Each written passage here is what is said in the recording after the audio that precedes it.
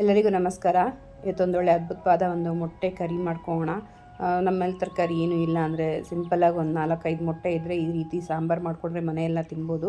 ಅಷ್ಟು ಚೆನ್ನಾಗಿರುತ್ತೆ. ಮೊಟ್ಟೆನ ಮೊದಲಿಗೆ ಬಾಯ್ಲ್ ಮಾಡ್ಕೊಳ್ಬೇಕಾಗುತ್ತೆ. ಸೊ ರುಬ್ಕೊಳ್ಳೋಕ್ಕೆ ಗ್ರೇವಿಗೆ ಗೋಡಂಬಿ ಒಂದು 4-5 ಹಾಕ್ಕೊಳ್ಳೋಣ. ಹಸಿಮೆಣ್ಸಿನ್ಕಾಯಿ ಖಾರಕ್ಕೆ ತಕ್ಕಷ್ಟು ಹಾಕ್ಕೊಳ್ಳೋಣ. ಕೊತ್ತಂಬರಿ ಸೊಪ್ಪು ಒಂದು ಅರ್ಧ ಹಿಡಿಯಷ್ಟು ಹಾಕ್ಕೊಳ್ಬೇಕು.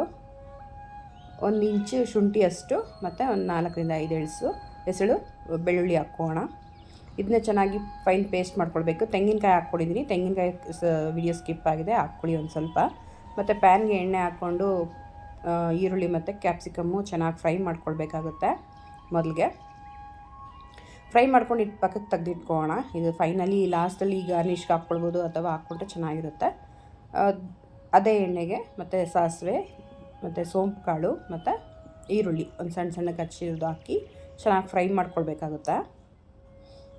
ಒಂದು ದೊಡ್ಡ ಟೊಮಟೊನೂ ಸಹ ಕಟ್ ಮಾಡಿ ಸಣ್ಣಕ್ಕೆ ಹಚ್ಕೊಂಡು ಅದನ್ನು ಸಹ ಫ್ರೈ ಮಾಡ್ಕೊಳ್ಳೋಣ. ಈರುಳ್ಳಿ ಮತ್ತು ಟೊಮೆಟೊ ಚೆನ್ನಾಗಿ ಸ್ಮ್ಯಾಶ್ ಆಗಬೇಕು ಎಣ್ಣೆಯಲ್ಲಿ. ನೋಡಿ ಈ ಥರ. ಈಗ ರುಬ್ಕೊಂಡಿರೋ ಮಸಾಲೆನೂ ಸಹ ಸೇರಿಸ್ಕೊಳ್ಳೋಣ. ಅದರ ಜೊತೆ ಸ್ವಲ್ಪ ನೀರನ್ನು ಸಹ ಸೇರಿಸ್ಕೊಂಡು ಚೆನ್ನಾಗಿ ಕಲಸಿ ಕುದಿಯೋಕ್ಕಿಡಬೇಕು.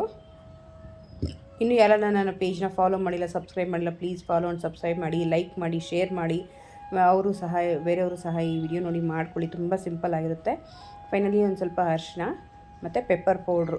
ನಮ್ಮ ನಾನ್ ವೆಜ್ ಐಟಮ್ ಏನೇ ಮಾಡಿದ್ರು ಪೆಪ್ಪರ್ ಪೌಡ್ರ್ ತುಂಬಾ ಇಂಪಾರ್ಟೆಂಟು. ಅದು ಹಾಕ್ಕೊಂಡ್ರೆ ಚೆನ್ನಾಗಿರುತ್ತೆ.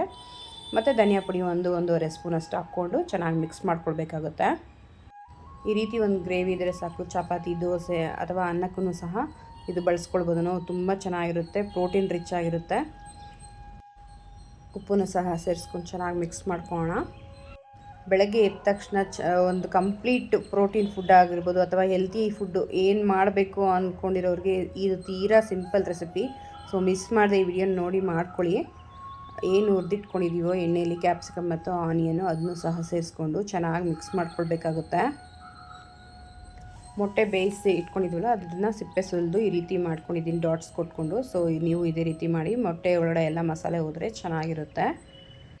ನಾವು ಈ ಗ್ರೇವಿನ ಕೇವಲ 10 ನಿಮಿಷದಲ್ಲಿ ಮಾಡ್ಕೊಳ್ಬೋದು. ಮೊಟ್ಟೆ ಬೇಯೋದ್ರೊಳಗಡೆ ನಾವು ಗ್ರೇವಿ ರೆಡಿ ಮಾಡ್ಕೊಂಡ್ಬಿಟ್ರೆ ಸಾಕು. ಅಷ್ಟು ಬೇಗ ಆಗಿಬಿಡುತ್ತೆ. ಕಂಪ್ಲೀಟ್ ಪ್ರೋಟೀನ್ ಫುಡ್ ಆಗಿರೋದ್ರಿಂದ ಎಲ್ಲರಿಗೂ ತುಂಬಾ ಇಷ್ಟ ಆಗುತ್ತೆ, ಆರೋಗ್ಯಕರವಾಗೂ ಇರುತ್ತೆ.